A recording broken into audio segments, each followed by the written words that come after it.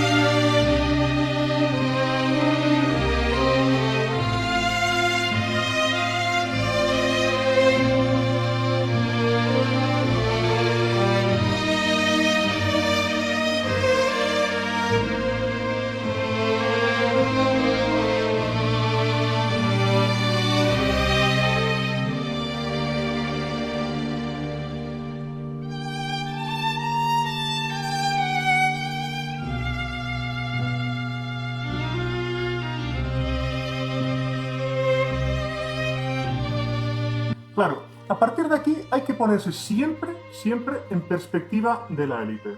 La élite quiere una dictadura mundial socialista, por tanto, va a intentar conseguir todos los puntos a esa línea. Con la internacional proletaria, era con la Unión Soviética intentando fomentar revoluciones marxistas en todo el mundo, y en el sistema, digamos, actual, el más lento y progresivo, intenta que la gente acepte que hay instituciones supranacionales por encima, básicamente la ONU. Entonces, ¿por qué se crea este segundo sistema? La élite, cuando intenta hacer las revoluciones comunistas, en Rusia tiene éxito y se crea la Unión Soviética, pero en otros países fracasa.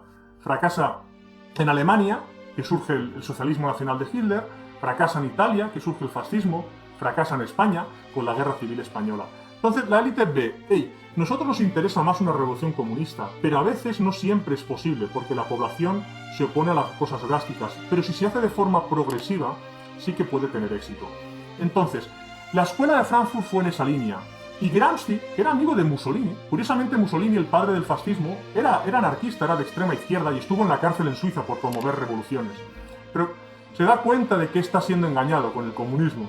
Entonces, él crea el fascismo, que es una especie de socialismo nacional, del que luego copiará en Italia. Es decir, una especie de socialismo, pero no creado por los bancos internacionales, sino basado en la idiosincrasia de cada país.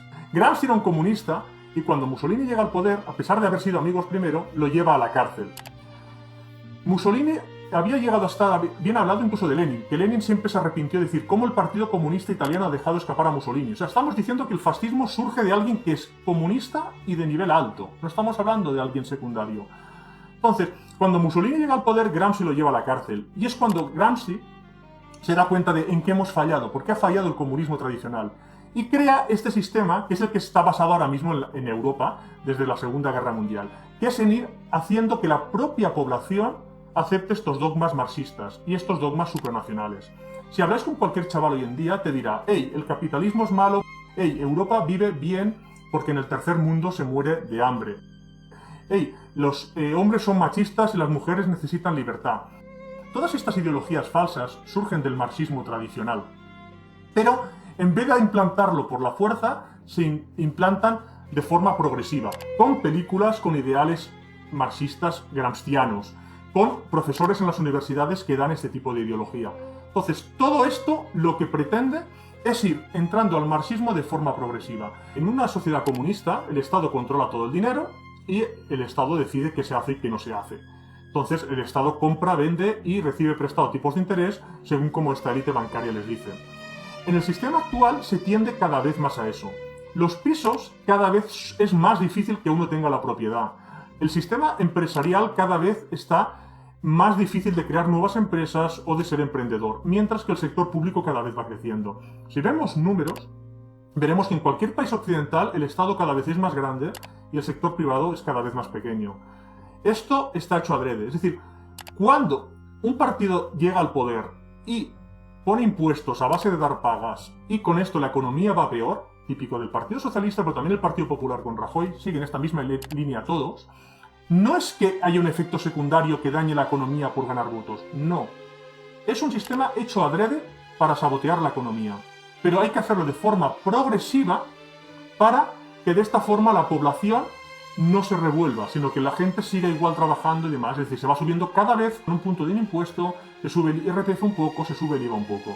Si os miráis desde el año 75 hasta ahora, los impuestos han ido siempre para arriba y muy rara vez para abajo o muy poco. Y esto va a ir siempre así, es decir, cada vez tendremos más impuestos y cada vez es el Estado mayor. Y a la vez, cada país va perdiendo soberanía en favor de entes supranacionales, como puede ser la Unión Europea, la ONU, la OTAN, etc. Porque es el objetivo último de la creación de todos estos puntos. El ir haciendo un gobierno mundial socialista, perdiendo la soberanía y perdiendo los derechos civiles en forma de tener libertad de expresión, de mercado, de prensa y cualquier tipo de libertad.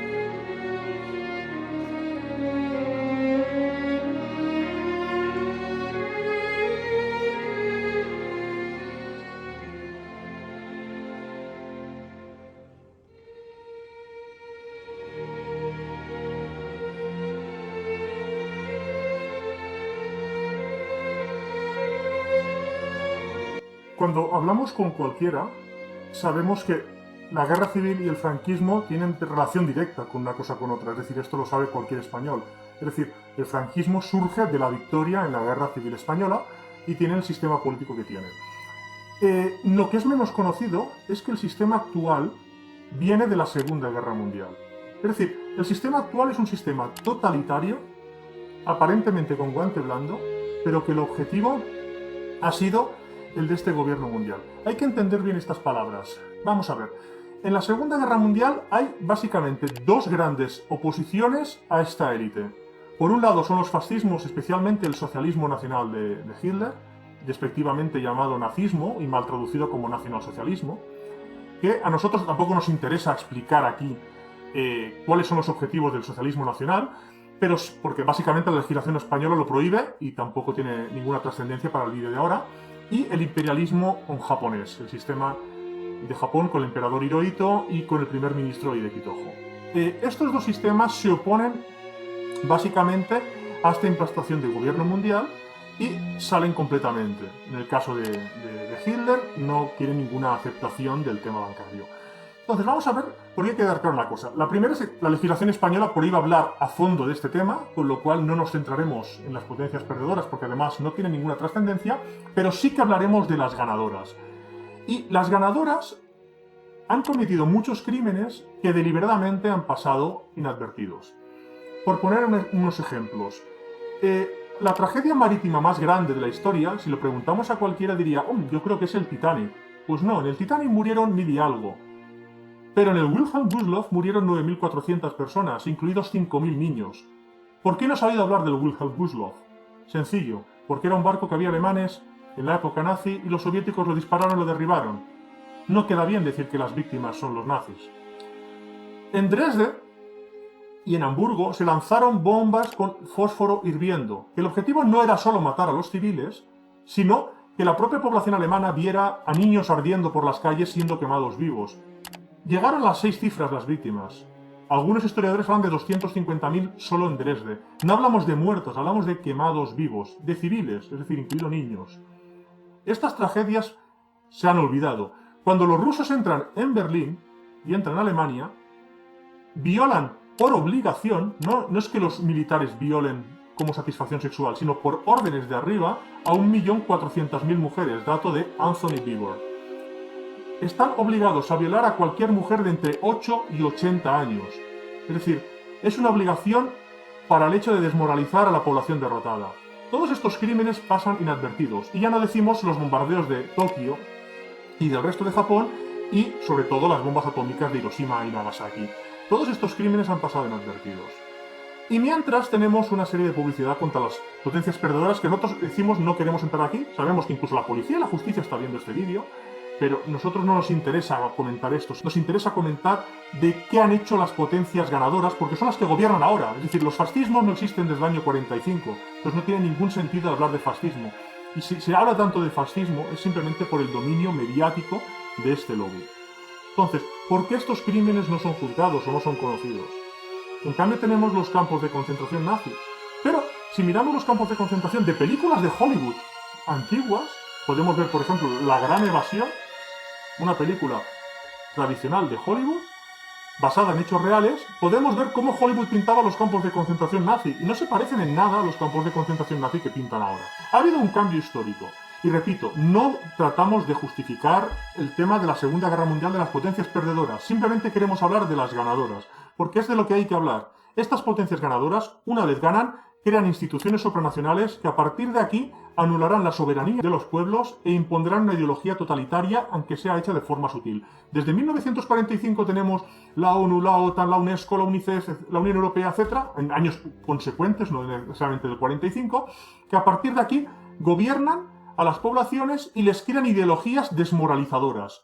Tenemos, por ejemplo, que ya es mucho más difícil crear familia, se ha creado aquí, por ejemplo, odio de las mujeres a los hombres, se ha creado un estado totalitario a nivel económico de forma que la gente no pueda emprender por sí misma, incluso universitarios con carrera o gente con dinero no puede invertir o no puede emprender, porque el Estado controla toda la economía con ánimo adrede de dar, por un lado, trabajos y pagas a gente que no está produciendo y por otro lado impedir al resto salvarse por sí mismo, crear una empresa o trabajar según las carreras o capacidades que tenga. Esto está hecho adrede, es decir, es un sabotaje económico adrede con el objetivo de hundir las economías de Occidente en beneficio de otras economías. Y además para aumentar el gasto público, porque de esta forma hay más deuda pública que se paga a los financiadores. Si usted no quiere cambiar su opinión sobre la versión oficial de la Segunda Guerra Mundial, no pause la reflexión que aparece a continuación.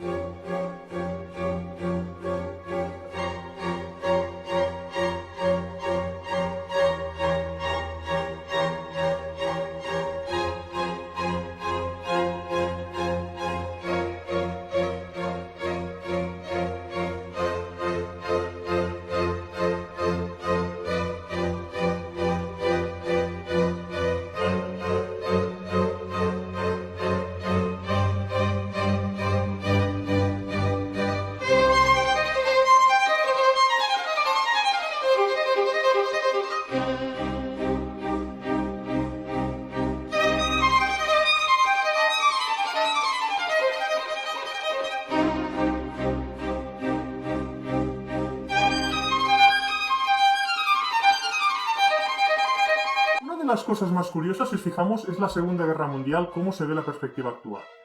Primero, el sistema tiene claro que el mundo actual se construye a partir de la Segunda Guerra Mundial, por eso tenemos siempre películas y demás de la Segunda Guerra Mundial y de los opositores.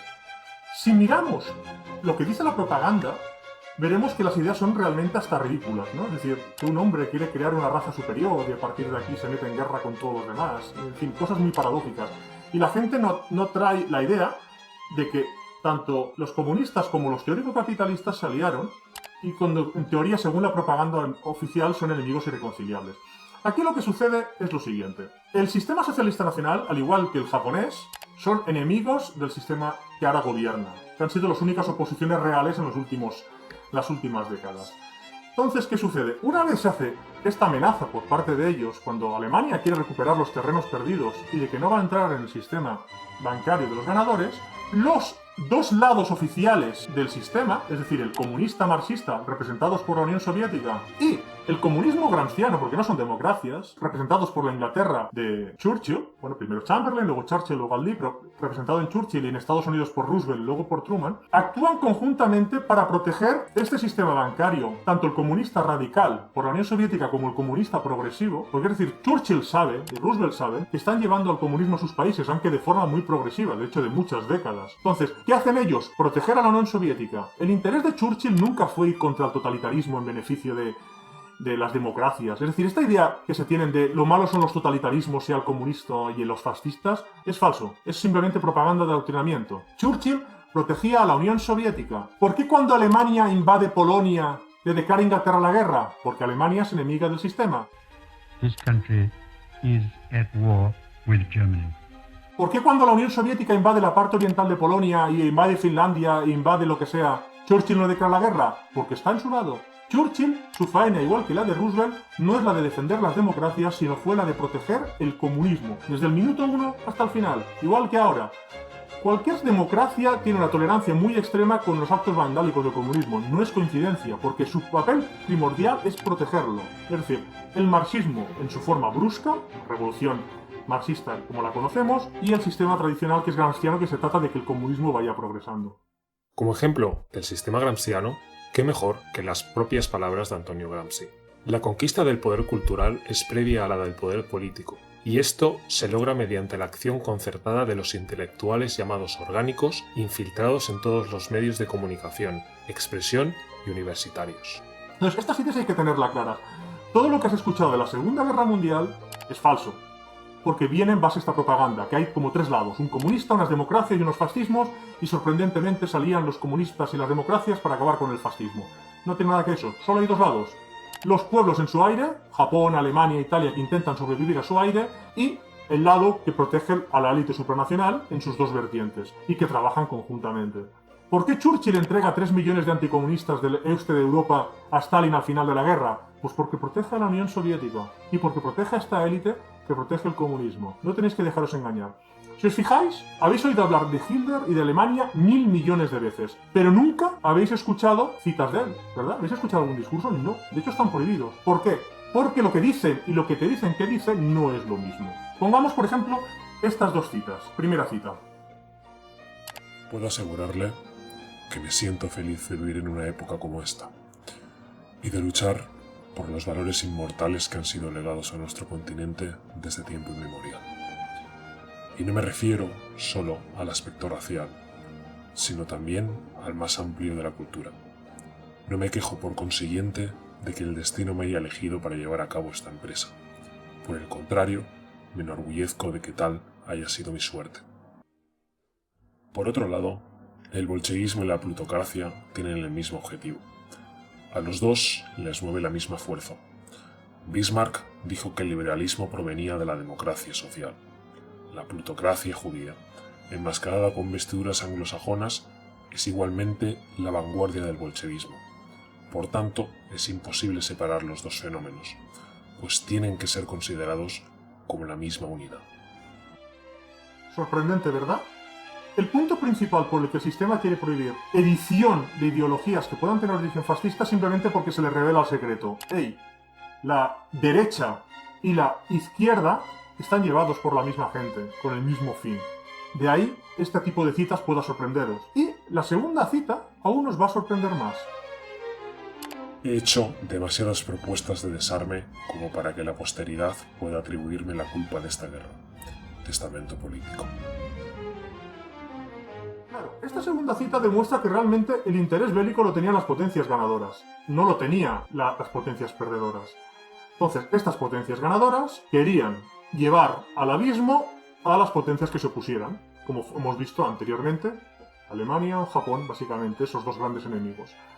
Cuando acaba la guerra, se hace juicios o un simulacro de juicio tantos a unos como a otros y se condena a muerte a los dirigentes alemanes y a varios japoneses como Hideki Tojo, que también fue ahorcado, que es menos conocido por los procesos de Tokio. Los de Nuremberg son bastante documentados, los de Tokio son menos conocidos.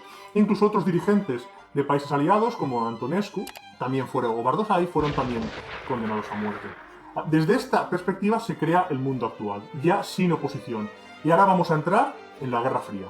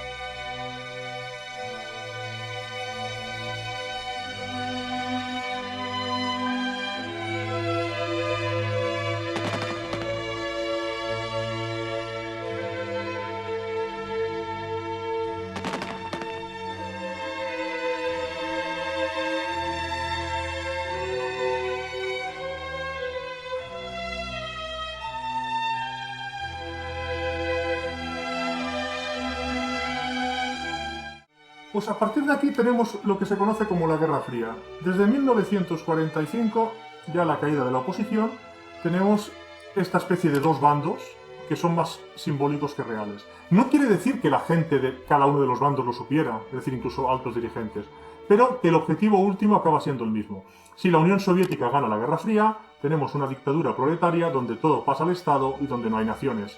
Si el sistema actual gana, tenemos al final un gobierno mundial con todo pasando a entes supranacionales, es decir, entre fundaciones, estados y demás, y donde al final se abolen las naciones. Es decir, el punto final de la victoria de la Unión Soviética o del sistema americano es el mismo.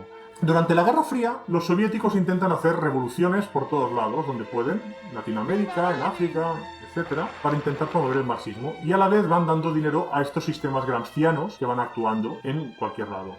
Mientras que en Estados Unidos intentan desviar el anticomunismo a un anticomunismo liberal, que es decir, básicamente decir que defienden democracia y que el comunismo es totalitario. Es decir, de esta forma anulan básicamente la capacidad de oposición. Hay que tener en cuenta una cosa, en Estados Unidos el ejecutivo americano lleva controlado por la élite como mínimo desde Roosevelt, es decir, durante toda la Guerra Fría todo el ejecutivo americano no ha movido una coma, incluyendo Trump ahora, sin que la élite lo sepa. Mientras que el poder legislativo, que a diferencia de España sí que se eligen independientemente a cada uno de los miembros de las cámaras, en España es partitocracia para que así no haya ninguna oposición, en Estados Unidos el legislativo sí que no han tenido un control absoluto, solo parcial. De forma que el legislativo a veces va contra los planes de lo que quiere la élite supranacional, que decimos es un consorcio bancario muy fuerte que controla los bancos centrales, pero que no tiene un poder absoluto. Hay que entender que la Guerra Fría no es una oposición real, aunque ha habido opositores dentro, y vamos a entrar en 5 de ellos, pero que el sistema como tal, el gobierno americano, nunca ha tratado de luchar contra el comunismo. Sí, algunos miembros del legislativo y sí estos 5. Vamos a nombrar estos 5 miembros. El primero es James Forrestal. James Forrestal fue secretario de Defensa americano y fue uno de los primeros que habló de este lobby para tratar de llevar el comunismo en todo el mundo. El segundo fue el general Patton. General Patton fue un héroe de guerra, luchando contra los nazis precisamente en la Segunda Guerra Mundial, pero que se daba cuenta de que no estaba luchando contra el totalitarismo, sino que estaba luchando en beneficio del comunismo. Cuando, debido al carisma, se vio que podía ganar las elecciones americanas, y él realmente estaba diciendo siempre que habían luchado contra el enemigo equivocado, que estaban, sin darse cuenta, ayudando a sus enemigos internos y externos, y no contra la amenaza que ellos pensaban que estaban luchando contra Alemania, Patton, debido al carisma, podría haber llegado a ser presidente americano. Pero, mientras oficialmente murió en accidente, tenéis toda la información en internet disponible demostrando que fue asesinado. El tercero fue Douglas MacArthur. Douglas MacArthur fue el héroe americano, el líder contra Japón. Lo mismo, Cuando gobernó Japón, después de la victoria americana en la Segunda Guerra Mundial, él no era consciente de lo que estaba haciendo. Pero luego, en la guerra contra Corea, en la guerra de Corea americana, digamos, entre el año 50 y 53, Douglas MacArthur quiere atacar el norte de Corea, decir, oye, ¿por qué no atacamos el norte, lo derrotamos y así acabamos con el comunismo en esta parte de Corea? Pero Truman no le dejó y le destituyó. A number of events have made it evident that General MacArthur did not agree with that policy. I have therefore considered it essential to relieve General MacArthur so that there would be no doubt or confusion as to the real purpose and aim of our policy. Estamos hablando de un héroe. Estamos hablando de que como General Patton o General MacArthur, dos de los héroes de guerra, fueron eliminados, uno físicamente y otro simplemente de cargo, por ir defendiendo los intereses de Estados Unidos en contra de los intereses de la élite supranacional. El cuarto es Larry McDonald. Larry McDonald tiene esta cita más que interesante.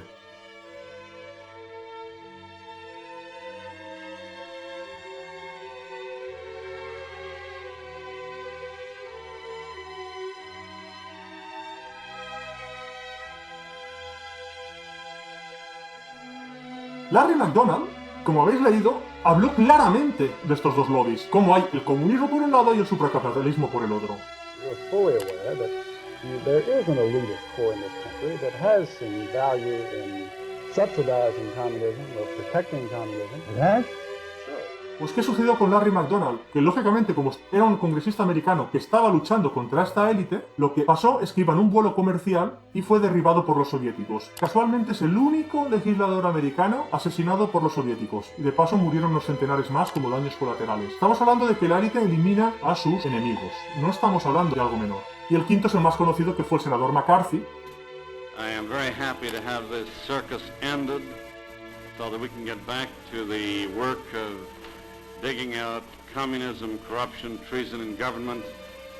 That job will start officially Monday morning.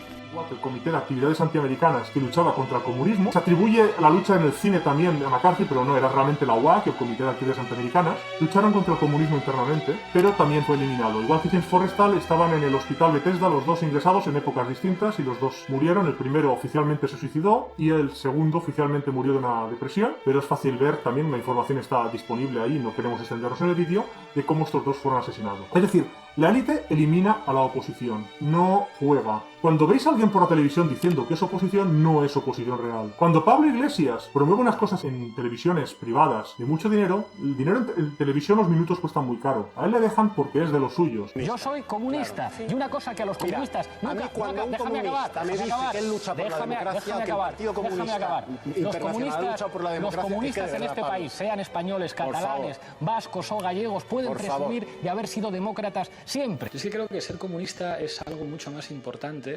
que decirlo. Pablo Iglesias, por ejemplo, ha hablado bien de la Reserva Federal. Hay citas de él hablando bien de la Reserva Federal. Yo creo que el Banco Central Europeo debería parecerse un poquito más a la Reserva Federal y dejar de ser un lobby de los poderes financieros. No es casualidad, tampoco, que las ideas que Ana Botín, por ejemplo, defienda a Pablo Iglesias, ¿no? ¿Por qué? Porque a más gasto público, más estatalismo, más deuda pública para financiarlo y más intereses.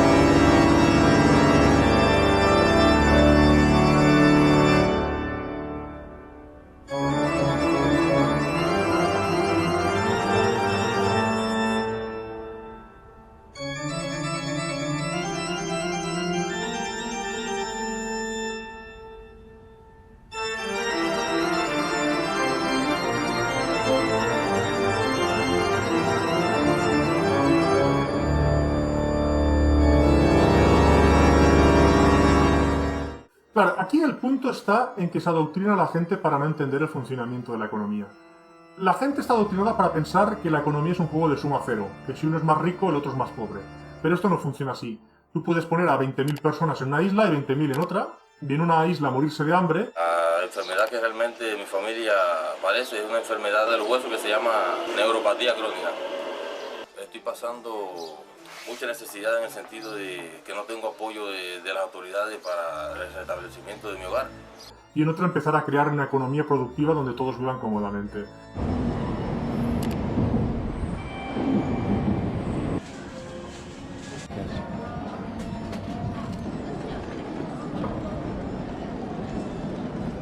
Entonces hay que entender esto, la economía no es de suma cero, simplemente hay cosas productivas y cosas improductivas.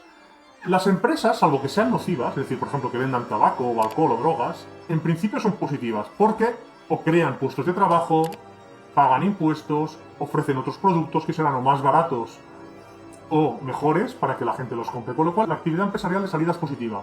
No 100%, hemos dicho, hay casos, por ejemplo, se crean adicciones o efectos negativos. Cuando hablamos de riqueza y pobreza, normalmente pensamos en dinero, lo cual no es correcto.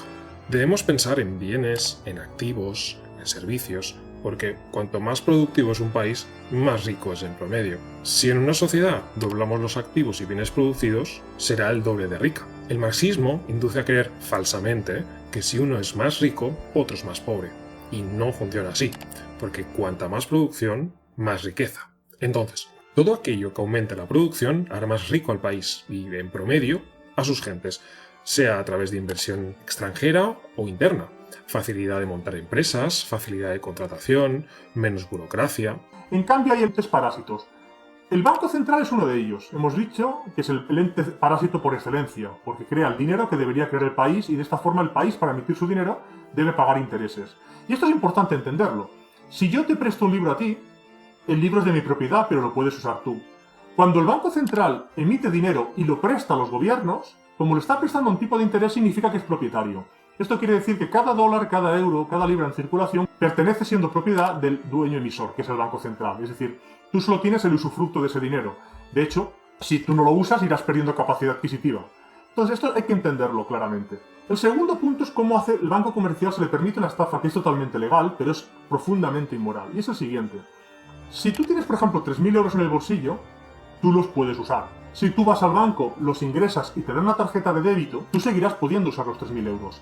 Pero como el banco tiene esos 3.000 euros, podrá prestarlos con un límite muy alto. Técnicamente se tiene que dar el 1%, es decir, 30 euros por coeficiente de caja se los tiene que quedar. Antiguamente era el 2%, ahora es el 1%. Entonces podrá prestar 2.970. ¿Qué quiere decir? Que donde habían 3.000 euros en circulación, ahora hay 5.970. ¿Qué sucede? Que aunque una persona no usa un banco, el banco ya le está quitando poder adquisitivo. Es decir, es diferente a una empresa. Que una empresa exista te da una oportunidad de trabajo o una oportunidad de compra de un producto. Mientras que un banco, el hecho de existir, crea inflación. Veamos una metáfora sencilla para entender el funcionamiento de la economía. En el primer caso, que será el ejemplo por defecto, tenemos una población que obtiene unos bienes anuales, una cesta, en forma de capacidad adquisitiva, el billete.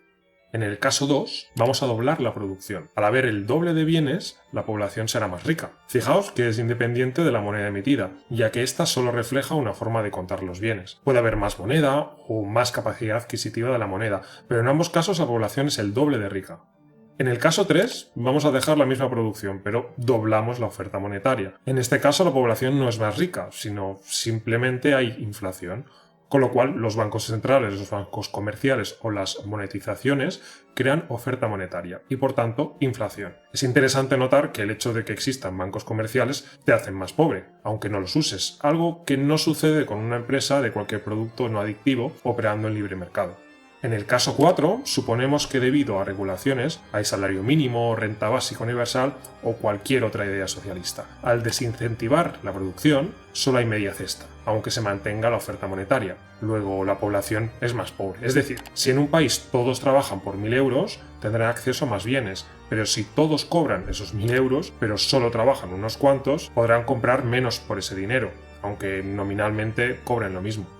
Si le preguntamos a cualquiera si en general los bienes que adquirimos son cada vez más caros o más baratos, la mayoría de la gente diría, yo creo que más caro, pero no es así. Si pensamos, es mucho más fácil una barra de pan ahora que hace 20 años, y será más fácil de aquí 20 que ahora. ¿Por qué, pues, los bienes suben de precio en vez de bajar, si gracias a la tecnología todo es más barato? Pues porque la moneda que tienes pierde valor a cada día que pasa, debido al acto conjunto de bancos centrales y comerciales. ¿Qué ha pasado en el caso español? Que todo este dinero ficticio inventado se ha ido a financiar hipotecas, y de esta forma se ha creado una masa monetaria a subir artificialmente el precio de los pisos, ayudado de los políticos que han restringido la oferta de pisos. De esta forma se ha creado una inflación inmobiliaria enorme. Pero aquí el tramposo es el banco, es decir, es la estafa que no se debe permitir. Una empresa crea riqueza simplemente por el hecho de existir, mientras que un banco crea pobreza simplemente por el hecho de estar.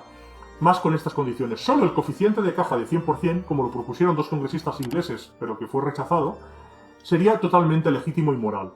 En cualquier otro caso se crea una masa monetaria creada con la idea de empobrecer. Igualmente que todo el parasitismo estatal. El Estado, la idea es ir quitando recursos al sector privado y dándolo al público. Ir haciendo que las empresas paguen más impuestos, los autónomos paguen más impuestos, los obreros paguen más impuestos y una serie de paguiteros y funcionarios vayan subiendo para justificar el gasto público. Porque el objetivo último de esta élite es el comunismo, donde el Estado controla todo, porque así esta élite podrá controlar la economía. Y además, más grande es el gasto público, más dinero tendrán para adoctrinar en ideas marxistas o gramscianas y además más dinero de tipos de interés tendrán. Al igual que todas las fundaciones que están ayudando a este sistema, que técnicamente no pagan impuestos, cuando para defraudar impuestos legalmente, pero para defraudarlos se pone el dinero en la fundación, se vende como filantropía, como grandes donaciones. Y el señor Rockefeller dona X millones a la Fundación Rockefeller. ¡Qué gran filántropo! Entonces, este tipo de ideas hay que tenerlas en cuenta. Este es un sistema económico que no va como te dicen que va. No es diferencia entre empresas y privado o entre lucha de clases, sino entre organismos productivos, empresas, sector privado, obreros, e organismos improductivos y parásitos, bancos centrales, bancos comerciales, el Estado, las fundaciones y las ONGs. Cualquier economista sabe las cosas básicas, pero por interés político se oculta. El sistema marxista o socialdemócrata tiene como objetivo sabotear la producción de un país para que sea más pobre. Es decir, estos actos son adrede y están hechos con la idea de hundir la economía, aunque de forma propagandística se vendan como ideas sociales o de protección y de negligencia política a la forma de hacer las cosas. Con lo cual hay que distinguir la falsa marxista, donde los ricos se hacen más ricos a costa de los pobres, con la verdad, que hay improductivos viviendo de los productivos.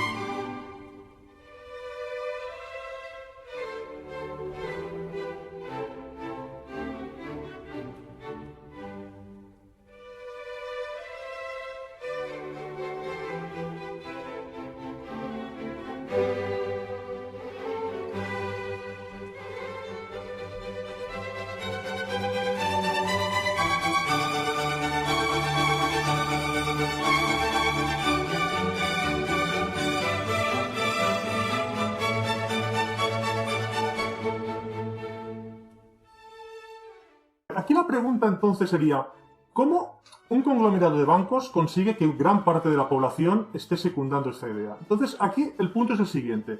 Hay 4 o 5 elementos que ayudan a este avance. El primero es gente interesada, es decir, gente que por intereses políticos, económicos, son metidos ahí para tener una determinada ideología. Cuando alguien entra allí no tiene por qué estar defendiendo su ideología, es decir, Churchill, Roosevelt y Stalin están defendiendo lo mismo pero a diferentes velocidades.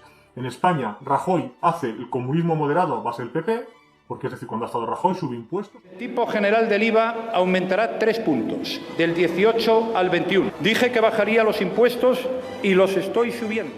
La idea del PP es frenar a la derecha, es decir, un partido que ayude a este sistema, pero aparentemente tenga el votante de derecha y pueda engañarlo. Mientras que el de izquierda radical.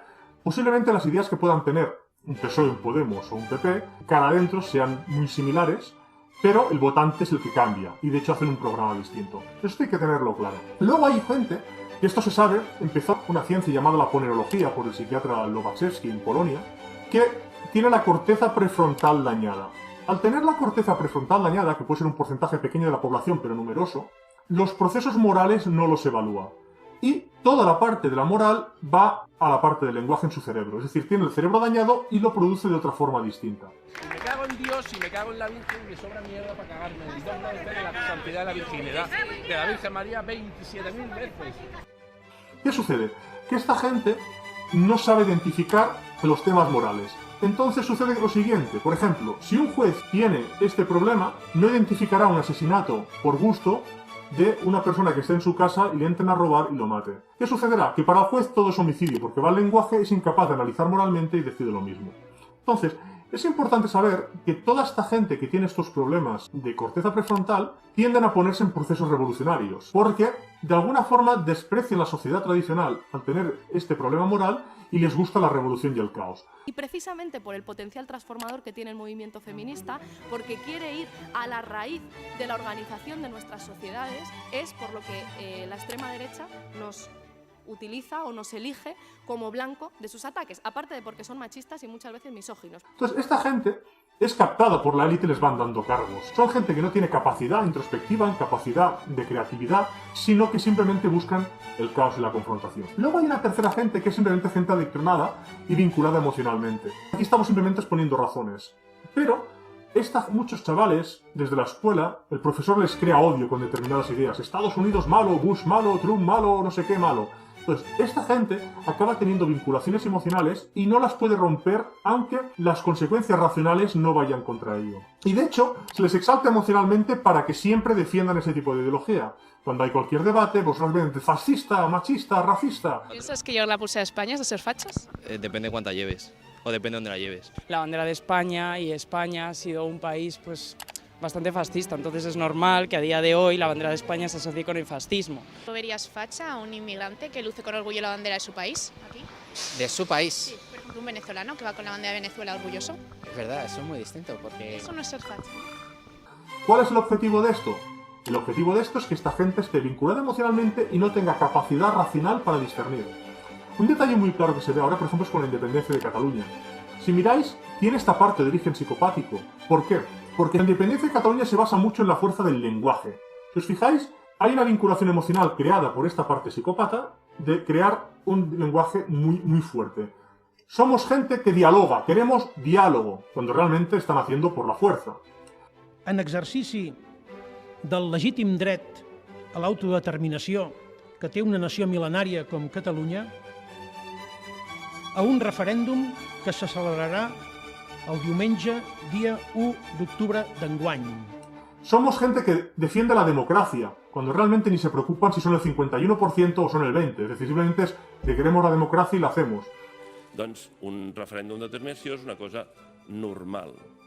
I nosaltres volem tornar-lo a exercir. I el tornarem a exercir. Somos gente de paz. Y lo hacen sin ningún tipo de rubor mientras están haciendo secuestros de transporte, cortando carreteras, cortando vías o incluso siendo violentos.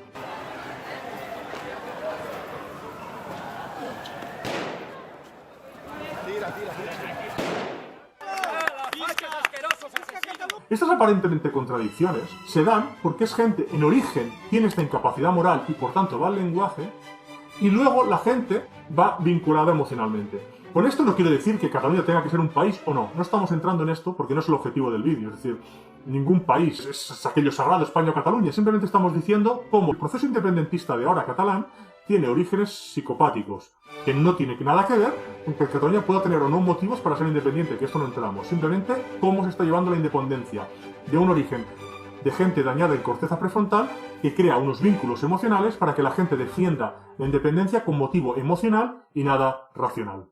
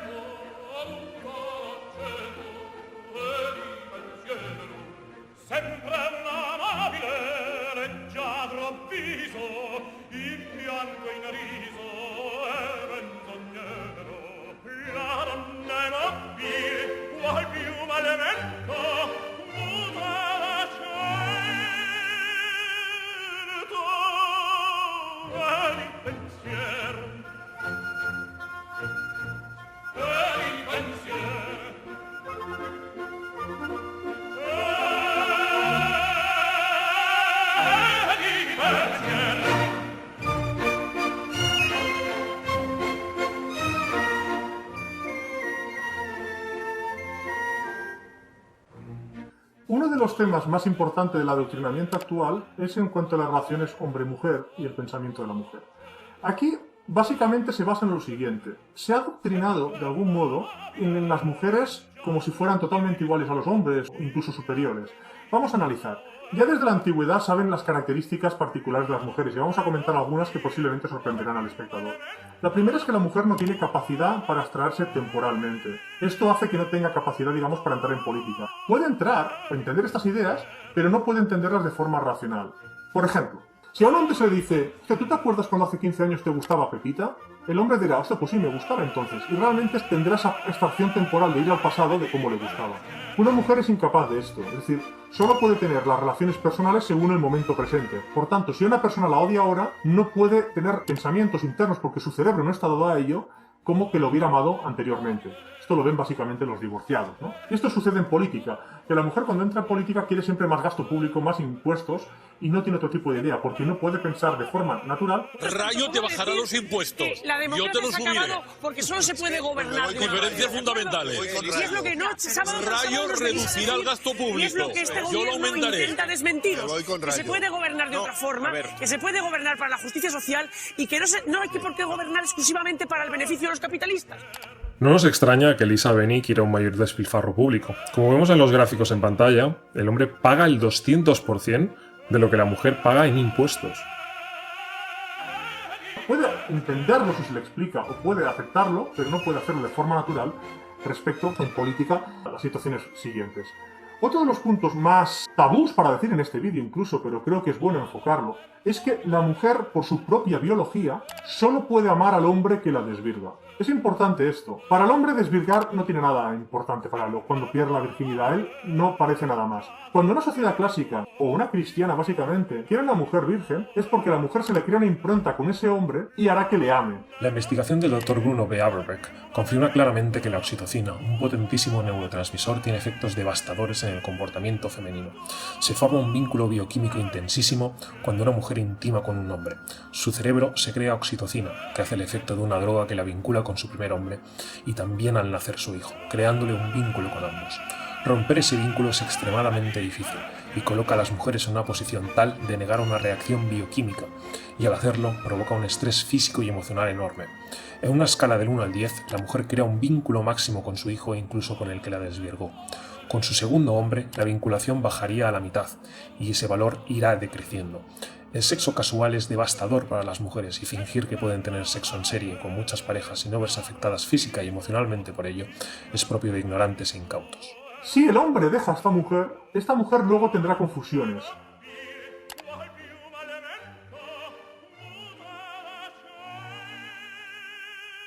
Entonces, esto es importante porque en España, debido al adoctrinamiento, muchos hombres son directamente calzonazos y aceptan mujeres que han tenido sexo con otras. Tú eres un buen aliado feminista. Esto es un fracaso tremendo, porque es decir, tendrán a mujeres que habrán tenido emociones muy fuertes con otros hombres antes y por tanto van a crear una familia con una mujer que no les va a amar nunca, porque habrá tenido las emociones más fuertes con otros hombres. Esto es importante porque cuando la mujer tenga hijos con este hombre, ¿qué sucederá? La mujer actúa de forma emocional, no racional. Entonces, aunque este hombre sea el padre de los hijos, para la mujer tendrá biológicamente el instinto de tuve emociones fuertes con otros hombres, no tengo emociones con este hombre, con lo cual estos hijos es como si no fueran suyos. Afectos biológicos son suyos, pero para ella no. Entonces es fácil para la mujer aprovecharse la ley de violencia de género, para echar al hombre de casa, conseguir dinero de él y mantener a los hijos, porque para la mujer en su instinto nunca es el padre, aunque biológicamente lo sea. Y hoy me han escuchado, que es lo que yo quería, que me escucharan, que escucharan lo que estaba pasando. Y no me voy a la cárcel, me voy a mi casa con mis niños.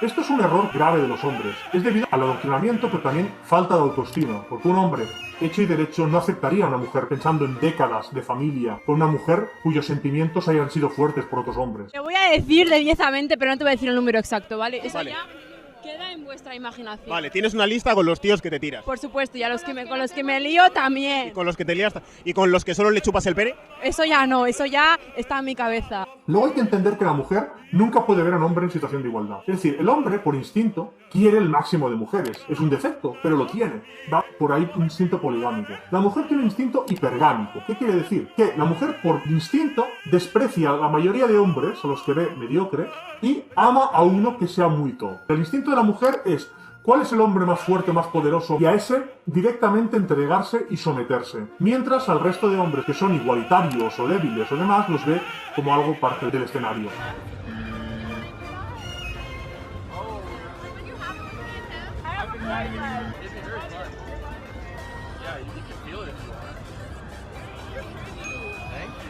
Es importante porque la política ahora mismo está basada en esto mismo, es decir, no es una cosa secundaria. La mente masculina y femenina son muy distintas y a pesar de esto se tratan como iguales. ¿Qué más sucede? La educación. El hombre necesita emprender, es curioso, quiere aprender cómo va la electricidad, cómo se maneja un coche, cómo funcionan los números, cómo funciona el elemento químico. La mujer le gusta leer, escuchar y aprender y memorizar.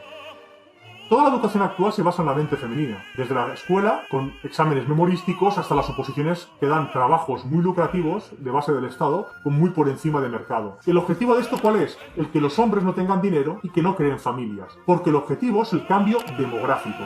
Se adoctrina a las mujeres y se les da muchas ventajas, y luego al hombre se le debilita y se le baja la autoestima para que no pueda crear una familia. Cuando un sistema quiere perpetuarse, fomenta un sistema conservador, que es padre, madre con hijos, y estos hijos son educados por los padres y a su vez enseñarán a los nietos. En el sistema actual se quiere romper esto. Desde que estos ganadores de la Segunda Guerra Mundial quieren difuminar los estados, quieren que las familias vayan desapareciendo. ¿Cómo se consigue esto? Feminismo. Las mujeres no se casan con el primero con el que tienen sexo. De 1 al 10, ¿cuánto de guarra eres en la cama? Un 9. Con lo cual no crean vínculos con ningún hombre. Con lo cual no puede haber familia, porque la mujer siempre dejará al hombre y además se le dan facilidades. José Antonio, contigo le ponemos cara a las denuncias falsas porque tú has sido absuelto de toda culpa. ¿De qué te absuelven? De presuntos abusos, sexual homicidio y maltrato. Hombres débiles que se ponen por debajo de las mujeres y son despreciadas por estas. Todo esto fomenta, por un lado, la abolición de familias. Por otro lado, un cambio de coeficientes intelectuales. Es decir, interesa que Europa sea de coeficiente intelectual menor, para que no pueda revertirse y para ser más equilibrado. ¿Cómo se consigue esto? Viniendo inmigración de baja calidad. No quiere decir una tendencia xenófoba esto, porque estamos diciendo que vienen los peores de otros países. Pero, por ejemplo, los marroquíes que sean buenos o los árabes que sean buenos irán a otros países del mundo donde podrán prosperar.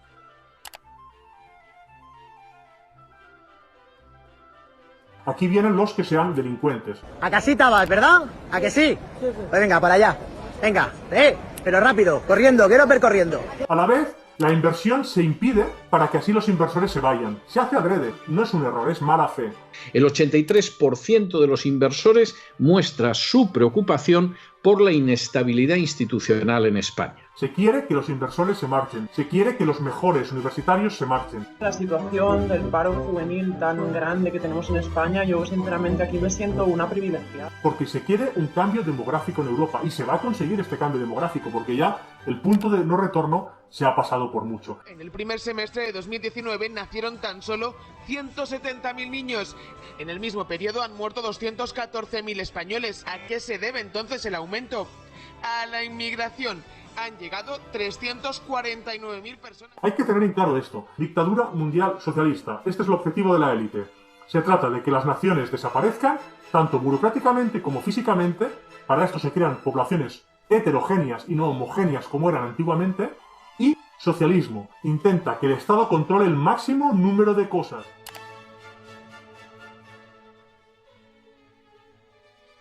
El Gobierno de España prioriza el interés general por encima del interés particular. ¿Cómo se hace? Expropiando poco a poco a base de más impuestos, más cargas, más pagas, más derechos para funcionarios. Todo esto es un cambio político adrede con el objetivo de esta dictadura mundial socialista. Es un comunismo, de hecho, progresivo. La élite ha jugado con los dos. Empezó con el comunismo tradicional, hemos visto en la revolución bolchevique, y el socialismo gramsciano de forma progresiva, digo, el socialismo fabiano primero, la escuela de Frankfurt y Gramsci después, con Marcuse, con Theodor Adorno, de forma progresiva. En la Segunda Guerra Mundial ya se ponen prácticamente todos los países occidentales y durante los 50 y 60 quieren que el comunismo avance. Pero luego, en los años 70, Zbigniew Brzezinski, uno de estos esbirros de la élite, decide que es mejor hacerlo de la forma progresiva y no tanto el comunismo radical. Y de entonces intentan hacer de una forma paulatina. Fijaros, por ejemplo, cómo Hollywood trata dos guerras. La Segunda Guerra Mundial, la Guerra de Vietnam. En la Segunda Guerra Mundial hay buenos y malos. ¿Por qué? Porque el sistema lo tiene claro. Ellos tienen que eliminar cualquier tipo de disidencia. ¿Cómo es la Guerra de Vietnam? Hombre, eran unos chavales que hay unos vietnamitas que se estaban defendiendo y hay una campaña antiguerra. ¿Por qué? Porque en Estados Unidos no querían luchar contra el comunismo. Vietnam del Norte era un país comunista, invadió Vietnam del Sur y Estados Unidos entró con la guerra empezada y se fue antes de la guerra terminada. No es que la perdiera, es que directamente hubo una campaña antiamericana contra la guerra para que el comunismo pudiera avanzar. Esto hay que tener claro. Si se tienen todas las piezas del puzzle, entiendes todas las perspectivas. ¿Qué va a pasar en España? Como no hay oposición real, porque no la hay, Vox no la es, ni mucho menos, Vox es la derecha cobarde, lo que dicen de otros es lo que sé yo, porque el PP directamente es un partido de izquierdas para frenar a la derecha. Los 350 congresistas van a apoyar más feminismo, van a apoyar más inmigración, van a apoyar más impuestos y van a apoyar más desintegración supranacional. Con lo cual España ya ha pasado el punto de no retorno. No tiene ningún sentido emprender en este país y no tiene ningún sentido ya el intentar formar una familia en este país porque ya no habrá vuelta atrás. Los únicos dos lobbies fuertes son, por un lado, el socialismo gramsciano y el marxista trabajando conjuntamente y por otro lado, el sistema musulmán, el islam, que es un lobby fuerte que va entrando y que ellos sí que tienen claras estas cosas que estamos comentando. Tienen clara la existencia de este lobby y tienen claros los papeles de hombre y mujer. Con lo cual van a ser una sociedad más fuerte que acabará con la sociedad tradicional española que ya directamente se ha entregado y se ha rendido.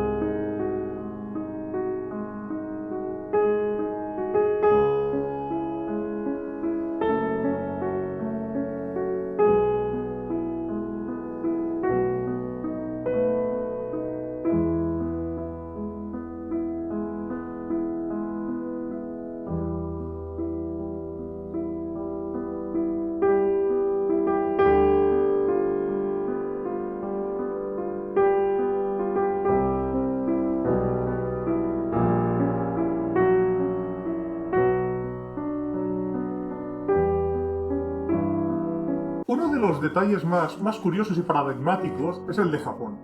Japón es uno de los aliados del eje de Alemania y de Italia. ¿Y qué sucede? Una vez es derrotado, mientras en Europa hay un proceso llamado desnazificación, con el cual eliminan cualquier resto de lo que hubiera de la Segunda Guerra Mundial en Alemania, en Japón no han podido hacerlo, no tuvieron valor. Ahorcaron a los líderes, Hideki Tojo fue el primer ministro, intentó suicidarse primero, los americanos lo llevan al hospital, le salvan la vida, lo juzgan y luego lo ahorcan. Una vez Japón entra primero bajo Douglas MacArthur, que lo hemos comentado con anterioridad, Japón va teniendo algo de ideología occidental, pero mantiene en esencia el sistema clásico. No pueden quitarle al emperador, no tuvieron valor. Mientras en la Primera Guerra Mundial desaparecen 4 imperios, aquí Estados Unidos no es capaz de hacer que Japón pierda el emperador con todo lo que ello significa. Toda la sociedad japonesa tradicional sigue igualmente. Sigue siendo una sociedad con poca inmigración. Sigue siendo una sociedad que se protege de esta gente que trata de revolucionarla. Incluso hubo un líder de la oposición socialista que fue asesinado en directo.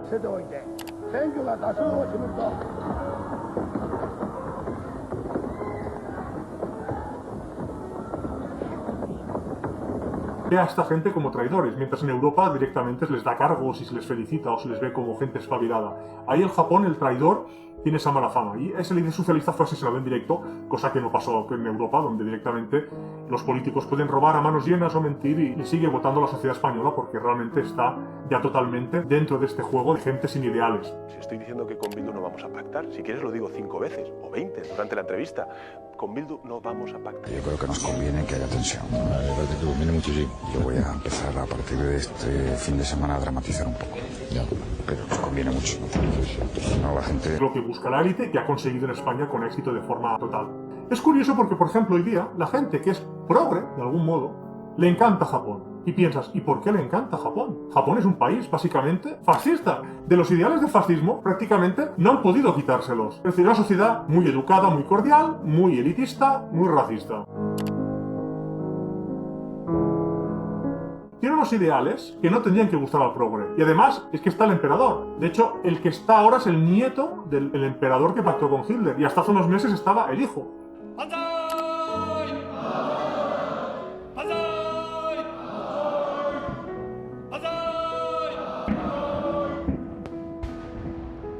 Tiene todo para que a un progre no le guste, pero en cambio, hipócritamente le encanta. Es decir, no quieren que Europa sea como Japón y luchan para que sea lo más alejado de Japón, pero luego les encanta Japón.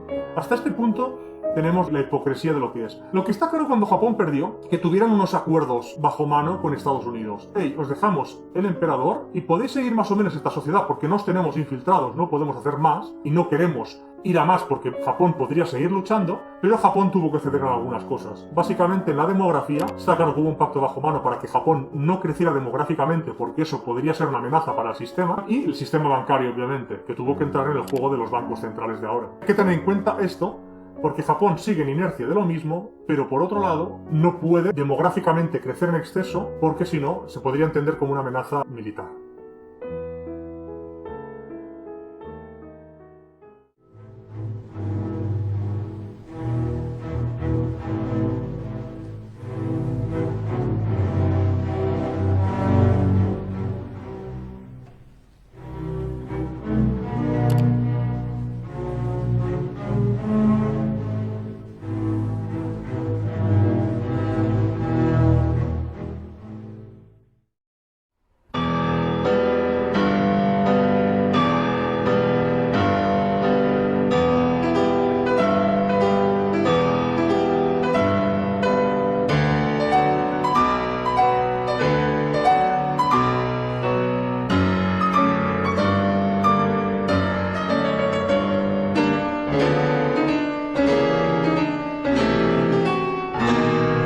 Uno de los puntos más interesantes de cómo se procede es la guerra de Irak. La guerra de Irak fue porque Saddam Hussein no quería tener un banco central controlado por esta gente como el resto. Es decir, el banco central es el punto central, no es el petróleo. El petróleo es agua de migajas. El banco central permite crear dinero del aire de cualquier divisa, es decir, es el poder absoluto. De hecho, Lenin decía que la gran forma de hacer un país comunista es el Banco Central. Saddam se opuso. La élite, ¿cómo procedió para hacer la guerra de Irak? Por un lado, necesita un ejército, con lo cual hizo una campaña a favor de la guerra de Irak en Estados Unidos, que fue llevada básicamente por Bush. Hay que hacer la guerra de Irak ahí porque hay armas de destrucción masiva. Are in the early stages of military operations to disarm Iraq, to free its people, and to defend the world from grave danger.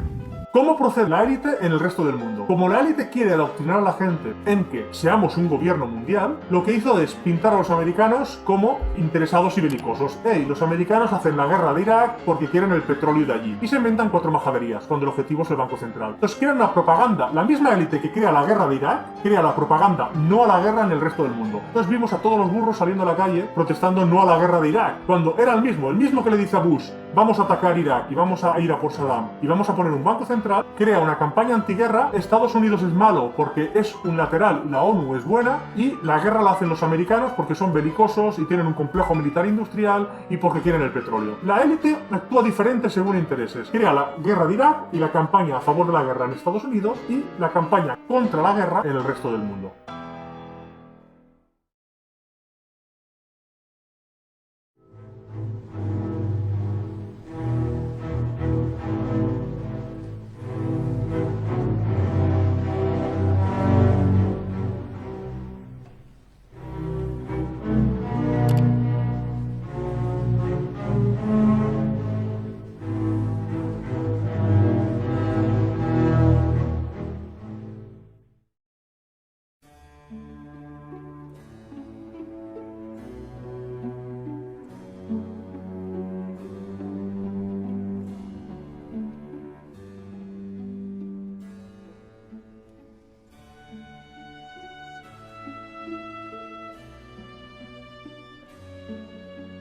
Hemos visto algunos opositores en Estados Unidos, también ha habido en el bloque comunista. Uno de los más famosos fue Yuri Bezmenov, que explica cómo trabajaba la KGB en Estados Unidos para ir promoviendo el socialismo, y también tenemos el archivo Mitrokhin de otro disidente.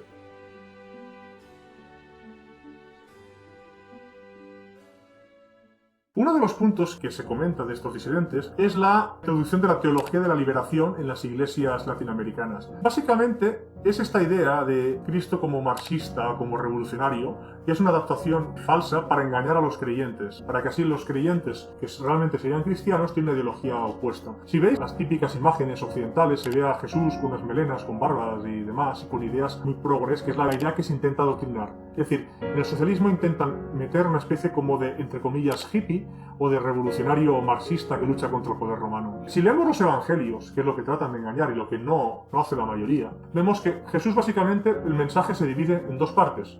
Por un lado, que todo humano es malvado y es caído y tiende al mal y tiende al pecado, y por otro lado que como responderá ante Dios, Él ofrece su sacrificio para limpiar los pecados del creyente. Este es el mensaje principal. Hay que tener en claro, cuando toda esta gente intenta mentir con los mensajes cristianos, el objetivo siempre es el de engañar.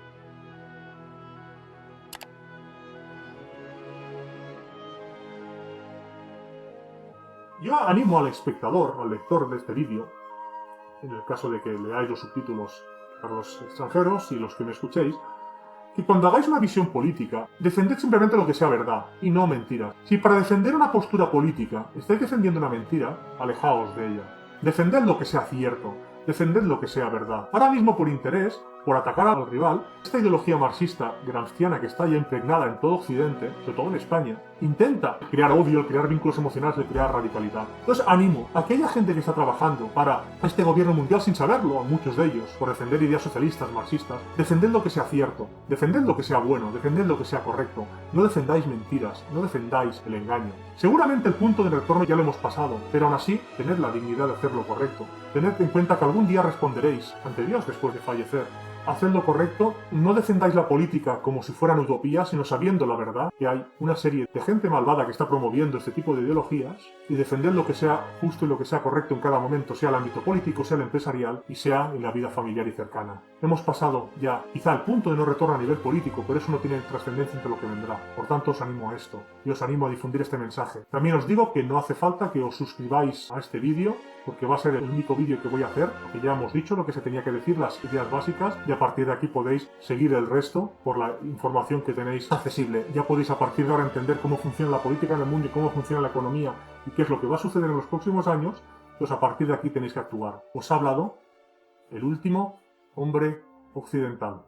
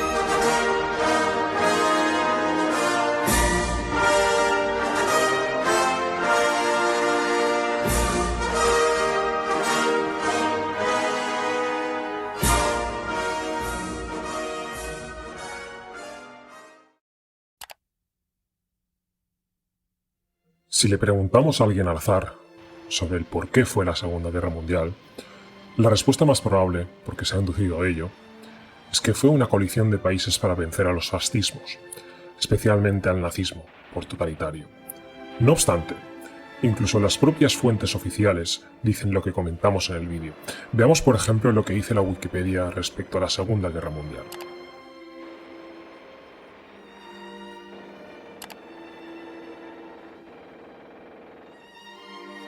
Como hemos podido ver, se reconoce que fue la mayor guerra de la historia, y esta fue entre los aliados y el Eje.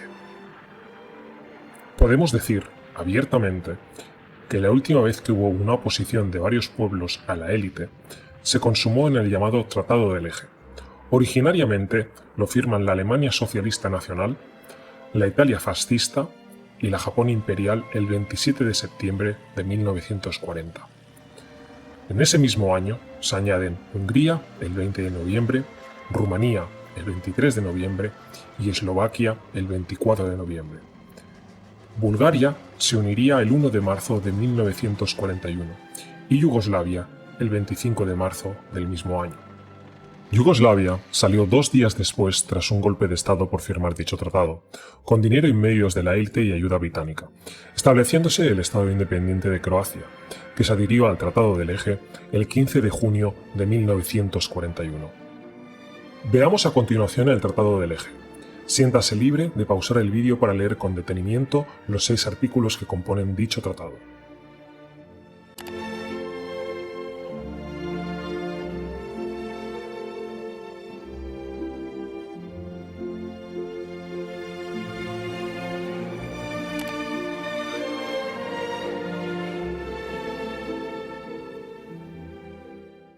A medida que estos países fueron derrotados, se les obligó a cancelar dicho tratado.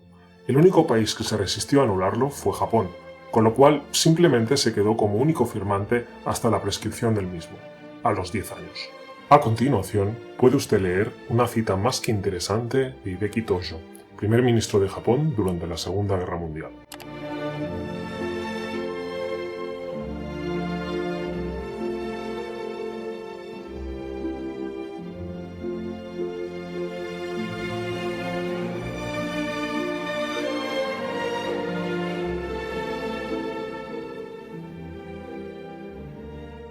A continuación, podemos ver el destino de los dirigentes que firmaron dicho tratado y los que defendieron sus países en base a los mismos. Los máximos dirigentes alemanes fueron condenados a la horca o a penas muy largas en los mal llamados juicios de Nuremberg, puesto que no podían llamarse juicios, ya que uno de los bandos era los jueces, y les condenaron por unas leyes que no existían. Destacamos algunas de ellas.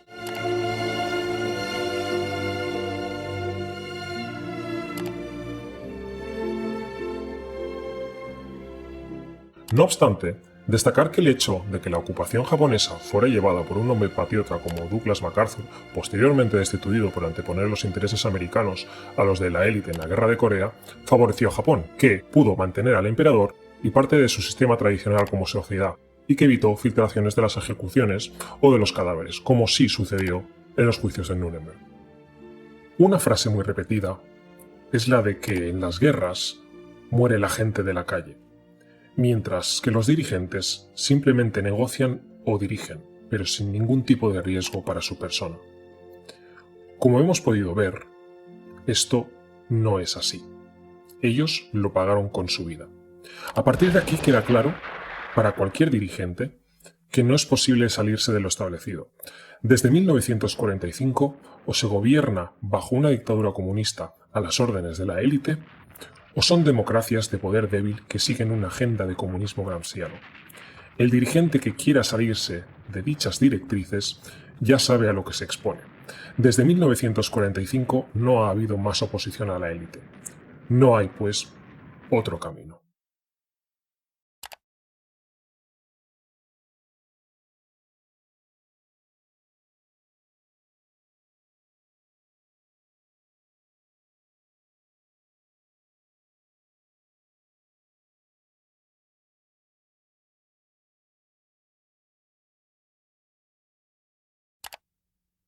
Normalmente, los ciudadanos ven la economía y la política desde una visión de propiedad privada, dinero, derechos individuales, etc. Pero desde el punto de vista de la élite, todo cambia. La élite, hemos dicho, quiere una dictadura mundial comunista. Esto choca con la desinformación en materia económica y política que se ha recibido. Veamos por partes. ¿Quiere la élite ganar más dinero? Aparentemente, la respuesta debería ser sí, pero no es así. El dinero es algo que solo sirve a la gente que no es de la élite.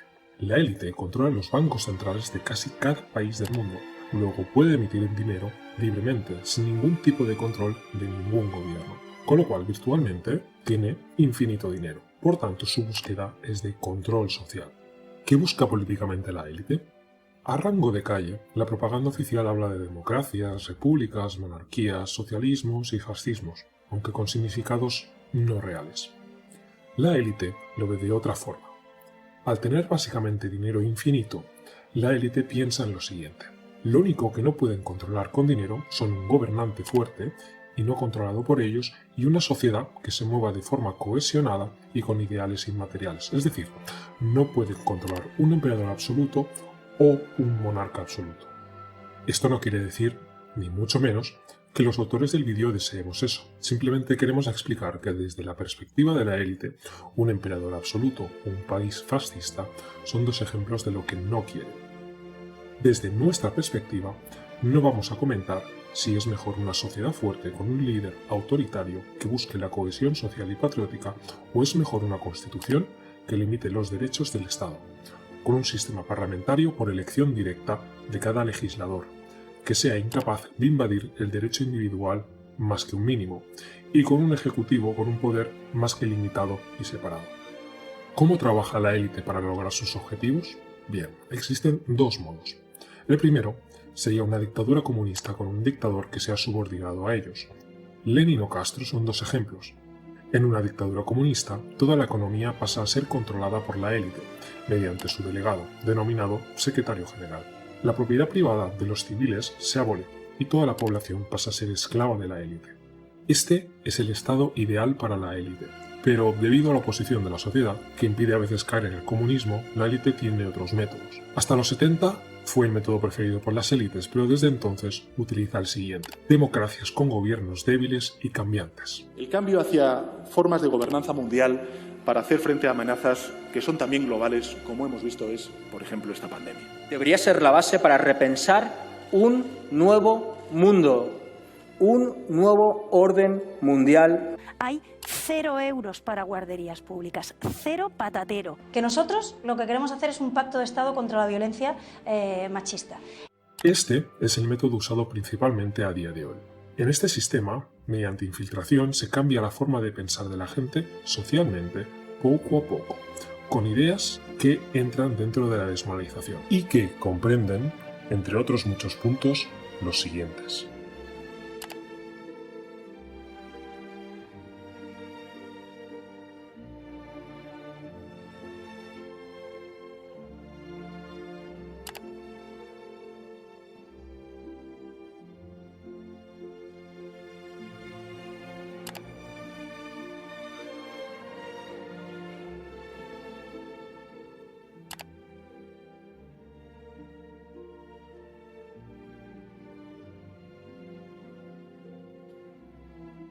En ámbito político, se basa en dar, obviamente en el caso de que la élite controle poco el país, la máxima fuerza al poder legislativo parlamentario, con tal de que se vaya disolviendo. Y en cuanto va controlando más y más la sociedad, a pesar de que el legislativo no tiene por qué desaparecer, salvo en etapas finales, va sustituyendo su fuerza, dándole más fuerza al poder ejecutivo.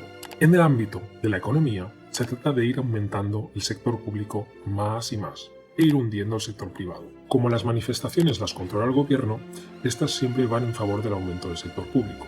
Ejemplos encontramos muchos, como por ejemplo, habrá peticiones de más gasto sanitario, de más gasto educativo, de funcionarios que quieran subidas, pero nunca habrá manifestaciones pidiendo bajadas de impuestos. El sector privado debe ser boicoteado, con subidas de impuestos, con el salario mínimo, pagas y rentas diversas, subvenciones. Hemos de tener en cuenta que a más sector público y menos privado, la élite obtiene las siguientes ventajas.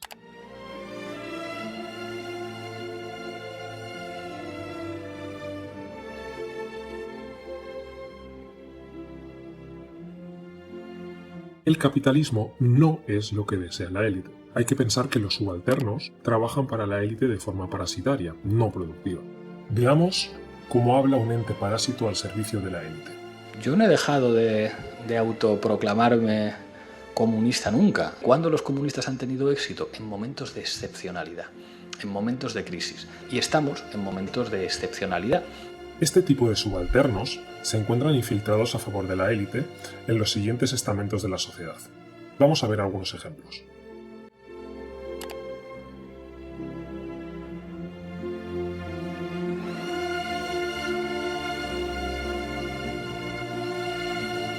Hay que entender que el sistema actual es gramsciano, con lo que los movimientos de manifestaciones o protestas no tienen ninguna fuerza en sí mismas. Las manifestaciones son creadas por el sistema, para crear una opinión pública favorable a lo que ellos van a instaurar por lo legal con el tiempo. España, a pesar de ser uno de los países con más impuestos del mundo, nunca tiene manifestaciones serias para pedir bajarlos.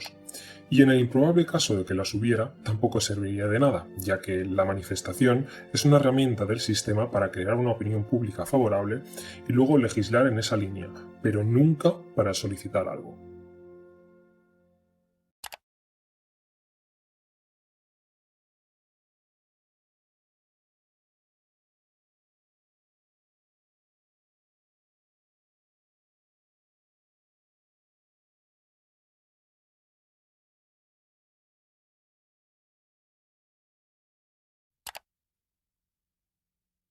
Yuri Bezmenov fue un disidente ya fallecido del KGB que explicó las técnicas usadas por él mismo para hacer caer un país en el marxismo-leninismo. Como veremos, las técnicas usadas ahora mismo son similares.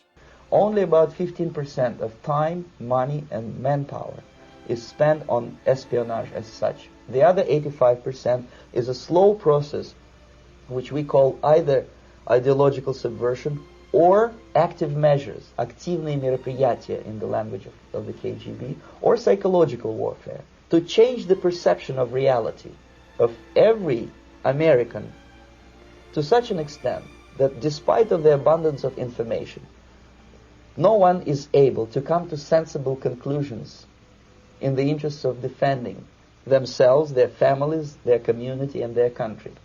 La estrategia divide el ataque en 4 fases.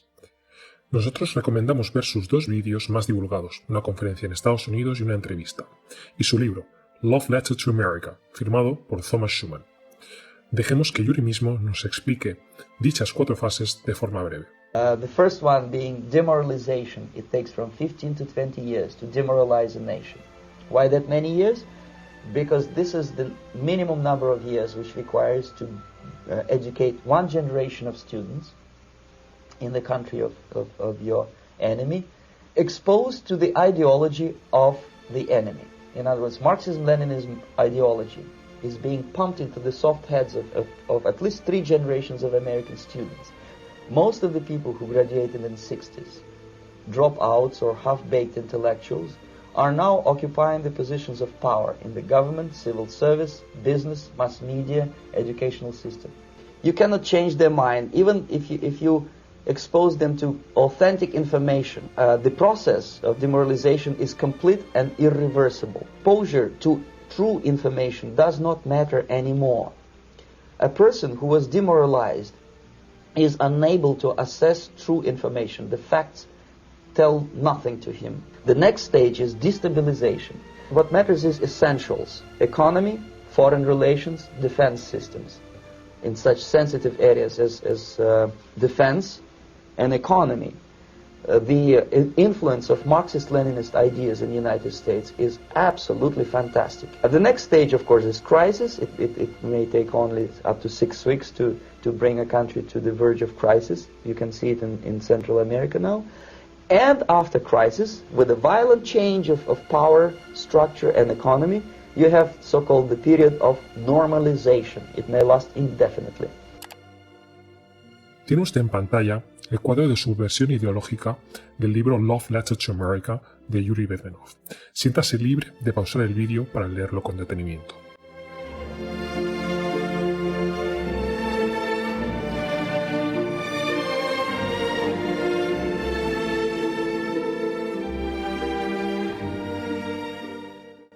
En su libro, aunque sea de forma secundaria, comenta 7 puntos del documento Reglas de Revolución, del cual se desconoce el origen, pero que, de forma transversal, aunque no fuera de la propia agencia de inteligencia, comenta que sería algo similar.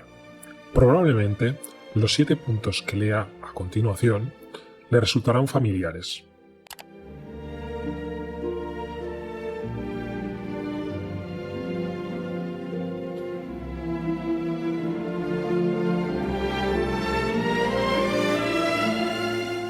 Les dejamos con unas palabras de Yuri Bezmenov sobre el gobierno mundial comunista. The system, however ridiculous it may sound, the world communist system or the world communist conspiracy, whether I scare some people or not, I don't give a hoot. If you are not scared by now, nothing can scare you.